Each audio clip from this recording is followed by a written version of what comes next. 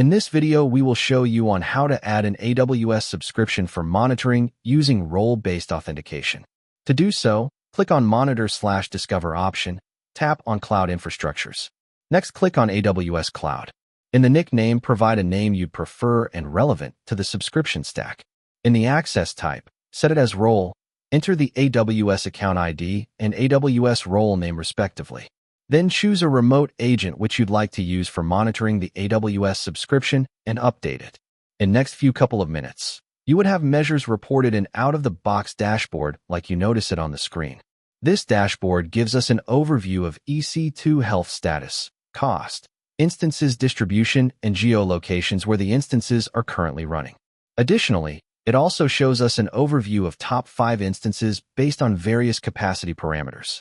If you'd prefer more insights for the AWS, we can switch to the layered model by clicking on the icon, which will eventually show additional performance insights.